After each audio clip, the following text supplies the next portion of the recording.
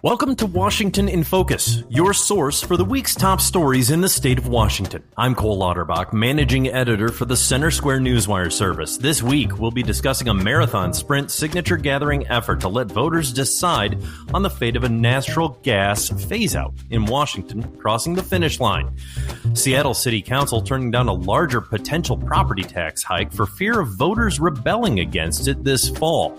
Spokane's response as to whether they'll police homelessness after the U.S. Supreme Court paved the way, and new allegations that state officials are using someone else's patented technology for their police use of force database.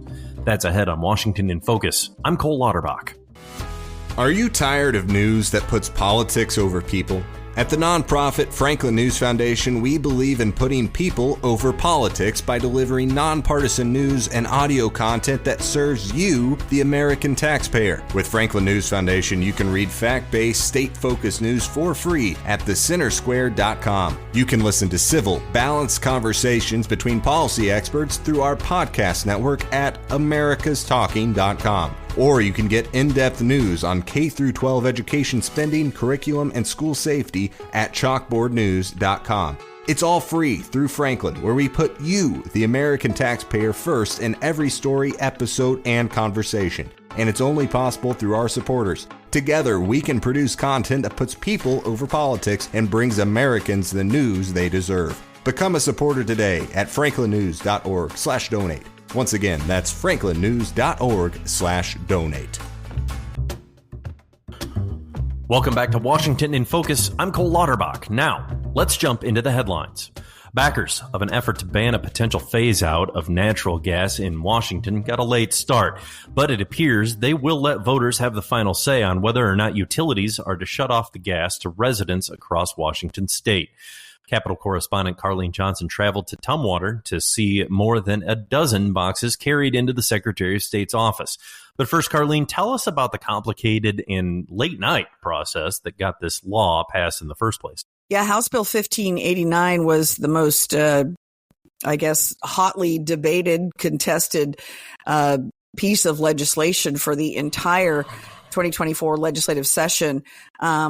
Ended up coming down to 2:00 in the morning, strong arming from Governor Jay Inslee for some of the holdout Democrats who weren't willing to support the measure because the language in it was, according to Lieutenant Governor Denny Heck, there were some constitutional issues with it, that they would have to go back in and change some state statute in order to make this thing, stand up to legal challenges. So it was changed after passing the House, went over to the Senate, was changed dramatically, ends up coming back into the House, and it took until 2:00 in the morning to get enough Democrats to finally go, okay, yeah, I guess I'll pass this thing.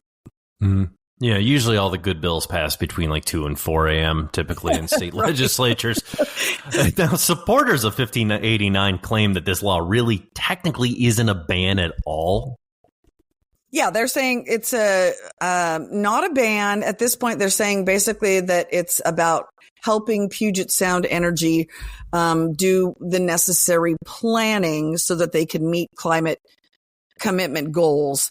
In fact, on the PSE website, it says, I'll read you this. It says, HB 1589 does not include a ban on natural gas, and it does not change PSE's obligation to serve natural gas to our customers.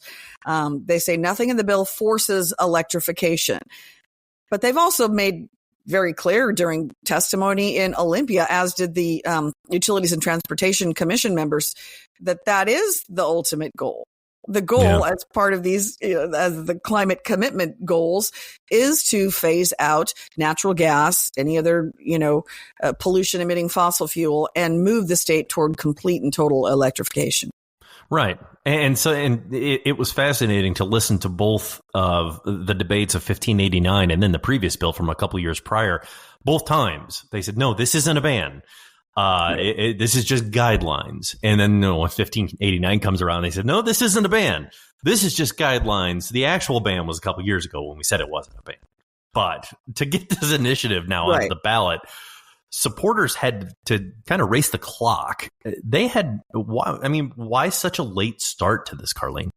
Right. They knew immediately. There was even discussion during session before 1589 passed that this may require another citizen initiative. And you recall the 6 that qualified that went to lawmakers. 3 of them, they ended up passing into law. The other 3 will be on the November ballot. So, Let's Go Washington, the voter advocacy group, fronted by Brian Haywood, that, got behind this, along with Chairman Jim Walsh, the Building Industry Association of Washington. Even before 1589 passed, they said, man, this is going to require another initiative. The problem was right after the governor signed 1589 into law and they got to work on this initiative, there was the Attorney General came up with language for the ballot title. There was an immediate challenge, though, from Washington's Environmental Council and Pacifica Law Group and other environmentalists saying, we don't like the way this thing sounds. We want to change it. Well, folks on the other side were saying this was just a stall tactic. And it ended up amounting to that, but it cost them several weeks. So you're right. Ultimately, it ended up being only 44 days that they had from the green light from the judge in Thurston County until turning in this initial batch of signatures yesterday, which amounted to more than 431,000 voters signing those petitions. 44 days. It's never been done in the state before. It was a pretty heavy lift, but people were willing to sign. Yeah, I mean, that is really impressive. I mean, in terms of a get out and get a signature effort to get 430,000, and that's preliminary. They're saying there's still going to be more turned in. When the other of the 6, I mean, they averaged it was like 420,000 for each of those. So, and they had months in terms of the time to do this. So it just the frantic nature of getting these signatures gathered is really a spectacle. And Cole, the private citizens, that's what blew me away. And attending the event in Tumwater this week, the private citizens who were there that said, yeah, I've never gotten involved in anything political before, but taking away my energy choice, making me upgrade my home to be electrified. They got involved and people got those petitions and went out and went to their churches, went to their place of business. And that's why this thing has been so hugely successful. Right. Well, I think to what you said, it's a fear of taking away someone's autonomy. Really. Right. I feel like there was probably a lot of emotion behind this because, people have lost their power before, and they've lost their power in the middle of the winter. And that becomes a real safety issue in people that had natural gas. It was just another day. I mean, okay, there's no internet, but at least we're not freezing. So what's next? What's next for this? Well, now the real campaigning begins, right? And when I was speaking to Brian Haywood at the event in Tumwater, he's with Let's Go Washington, he said, now we got to really fine tune our messaging because it's a complicated issue for folks that haven't paid attention. Right. And so really fine tuning, simplifying the message between now and November is going to be key. They also, as you mentioned, they're going to turn in more signatures. The goal now for the turning in of signatures by Friday is to have 500,000 in total, which is wow. They've already broken a record for an initiative. That's incredible. Campaign, but, yeah. All right. Great. Thank you, Carlene. Seattle voters will have more than just state initiatives on their ballot this November. They'll have a choice, likely to have a choice, to renew the city's transportation tax. But as Seattle reporter Spencer Pauly had this week, the proposal has raised the stakes in the city's bet that voters will back it. What does this infrastructure levy pay for, Spencer?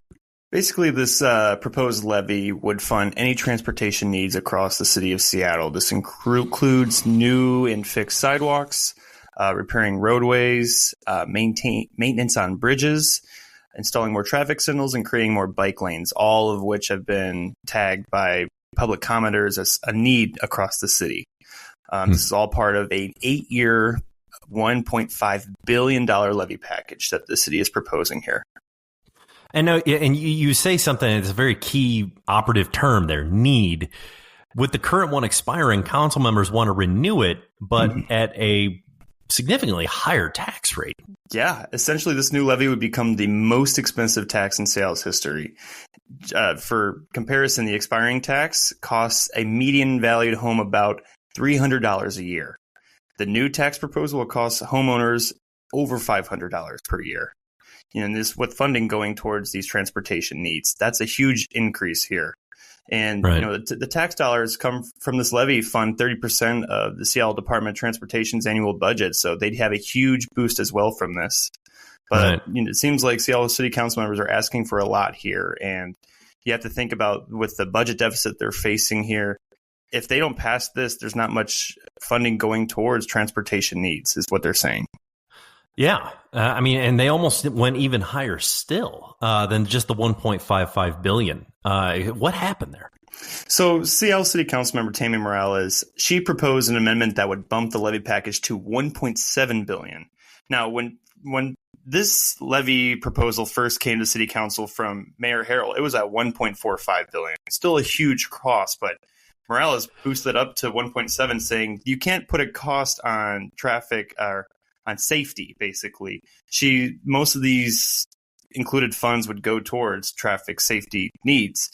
As you may know, that city has a Vision Zero program, and that has a goal of zero traffic deaths by 2030. Now, this program has been first started in 2015, and instead traffic deaths have continued to increase. They got worse. They have gotten worse, despite millions of funding for this program.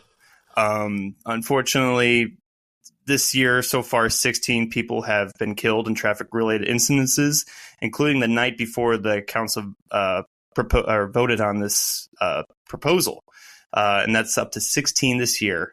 Now, last year there was 27.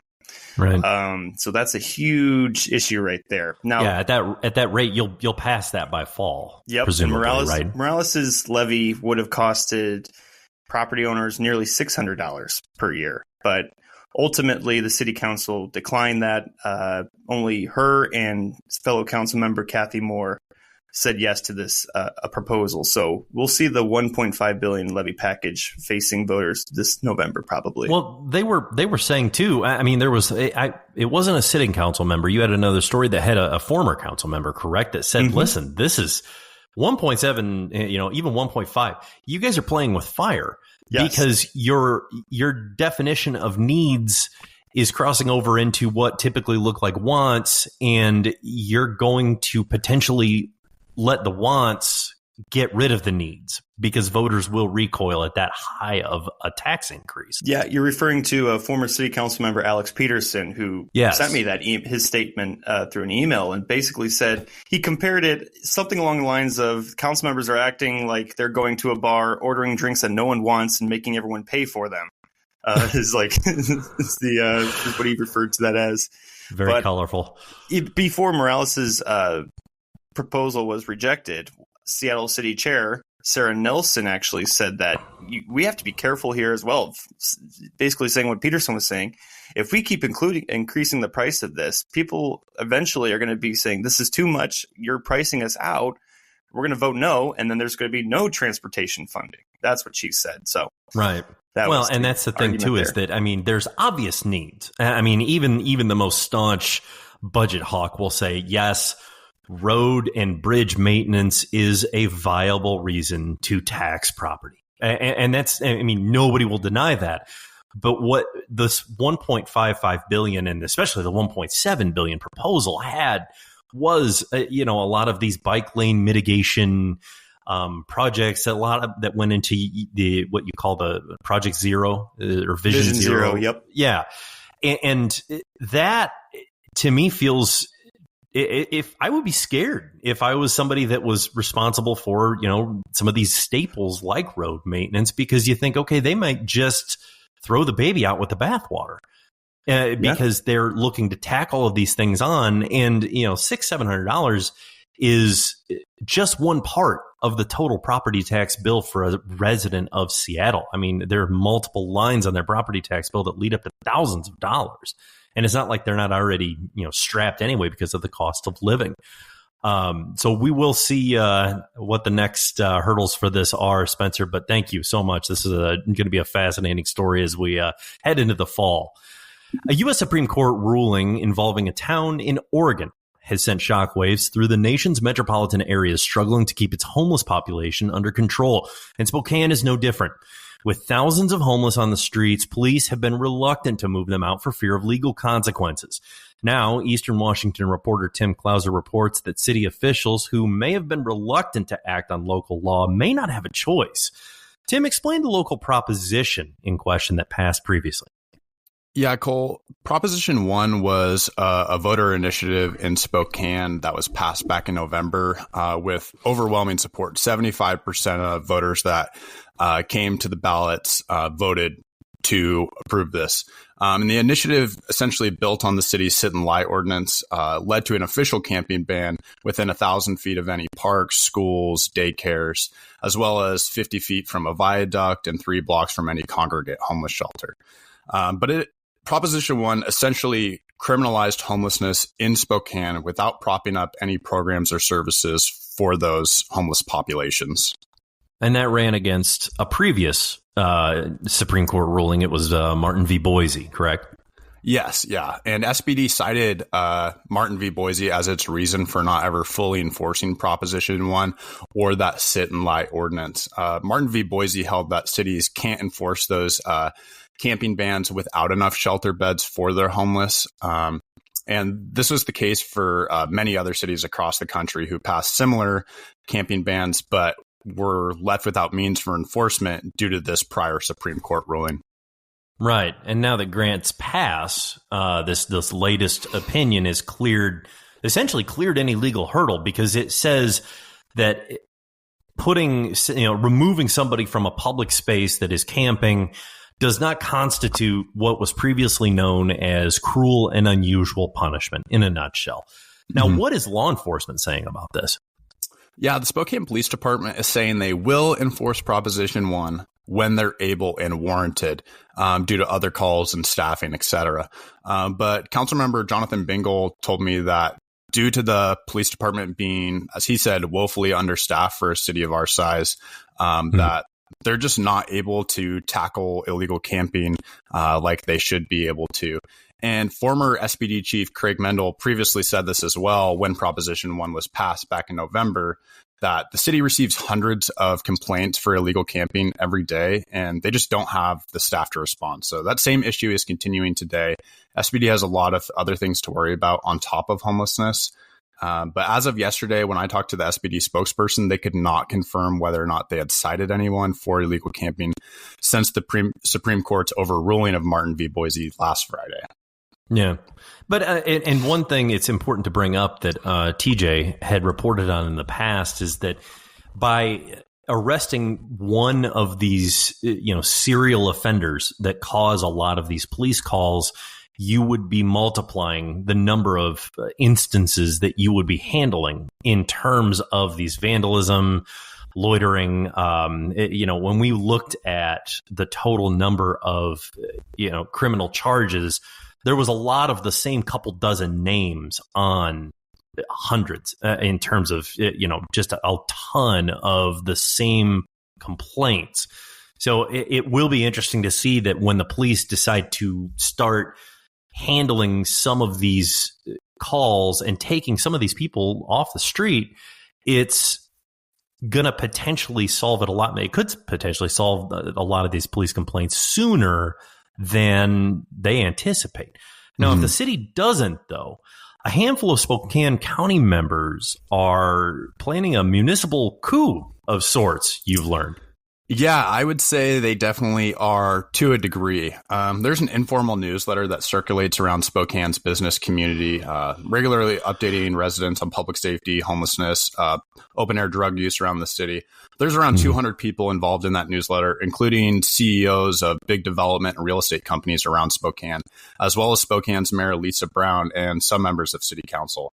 But one businessman in Spokane called for a potential recall petition to overturn the November election that put Mayor Brown into power. if she doesn't fully enforce Prop 1. And a few others responded agreeing with this man, but they all noted that they do support having a community discussion before raising a recall petition against Brown. But at the same time, none of them are happy with how the city is enforcing Prop 1 since Friday's overturning.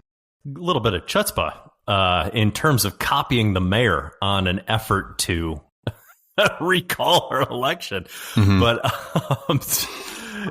Tim, how many people are homeless in Spokane right now? What's the latest number on that, just for a general number?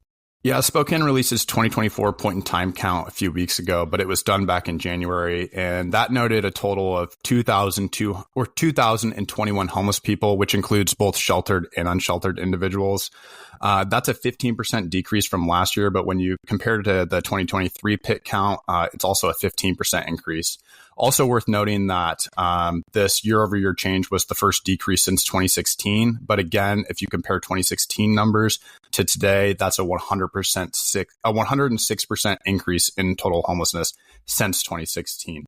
Right. And also worth noting, during that 2024 PIT count, one homeless shelter was temporarily reopened, and another major shelter drastically lowered its bed count after the PIT count, which essentially would negate the total decrease for this year compared to last year, which is, I think it's noteworthy. It's worth noting. Yeah, it's also worth noting that the pit was done in January, yes. And last I checked, it gets chilly in Spokane in January. Mm-hmm.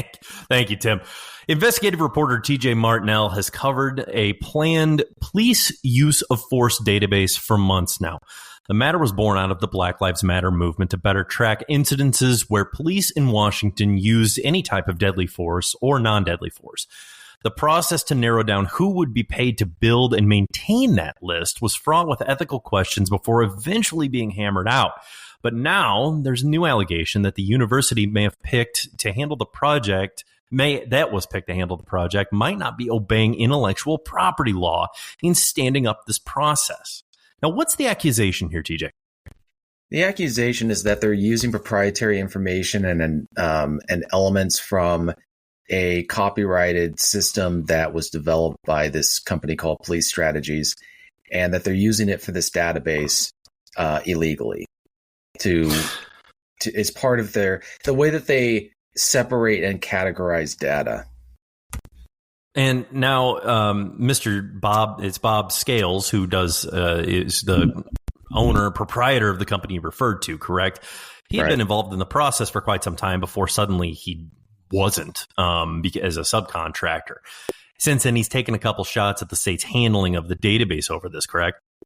Yeah, he's filed numerous ethical complaints, and there's at least one public records lawsuit in Whitman County between him and the Washington State University. Now, what's the state saying in terms of their response to this latest cease and desist letter from Scales, right? Yeah, they're basically saying that he's trying to delay the project. It occurred to me reading the email and the response is that they're not saying he's incorrect about the law regarding copyrighted material or proprietary data or intellectual property. And they're not saying because he shows screenshots of the database, the way that it's going to be set up. They're not disputing specifically what he said. Mm-hmm. Yeah, it's not what they said. It's what they're not saying in that response that seemed, like you said, the most revealing thing to me. Now, if this comes down to an actual intellectual property lawsuit, do you think Mr. Scales could end up getting paid for the project anyway? Well, I don't fully know how the law works. I just know that if he's able to get into a federal court, that's going to be a game changer because it's going to put it outside the purview of many state agencies or officials that are connected to the Attorney General's office, because the ethics complaint that was filed against the Attorney General's office employee was handled by the state ethics board, which is staffed by the Attorney General's office. And then when he filed an ethics complaint against the professor at the Washington State University, the Attorney General's office who is the attorney for Wazoo, got involved. And so there's all these complaints have been handled indirectly or directly by the Attorney General's office. So if it goes to a federal court or gets outside of that, that could be interesting to see how they look at this differently than the way that the state's been looking at it. Right. And that could be what Scales had been calling for this whole time, is an independent review of this process. Because like you said, there was all of these, I mean, not necessarily proven, because a lot of these investigations were dismissed or shut down or not considered. But he had been saying that there's so many conflicts of interest because people that were handling the investigations of these matters had direct interest in this process, or the parties involved anyway, because an attorney general's office with the state represents entities in legal matters. It's like kind of the retained lawyer for state entities in most cases. So yeah, I do believe that will be a fascinating situation if they do end up getting proper venue cited as a federal court, because, well, most IP lawsuits are taken federally because it's federal statute. So we'll track that. It should be very interesting. Thank you, TJ, and a big thank you to all of our journalists for sharing their stories today. Stay up to date with these and more at thecentersquare.com. I'm Cole Lauterbach, and until next time, this has been Washington in Focus.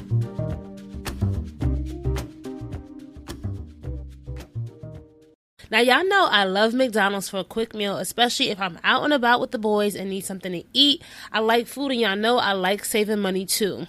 Did you know that you can save money with deals in the McDonald's app every single day? Yeah, you heard that right. There's a deal every day in the app. So if you are an avid McDonald's goer like me, you'll find the best value for your buck by using the app. One of my favorite things about the app is the ability to order ahead. So let's say I'm on the road, just picked up Axel from school, and know I promised him some McDonald's fries on a Sunday, but don't want to have to wait in that long line. I open up the app and just place my order there. Then I can walk in and pick up my order when it's ready, no wait needed, especially if I time it right. And I love that you can also get a bunch of deals in the app as well. I just logged in and can get a free Big Mac with a minimum purchase of $1. But check it every day because the deals are always changing. Plus, make sure to share your birthday so McDonald's can celebrate with you with something special. Dream drivers save money with the McDonald's app? Nope, you must opt into rewards.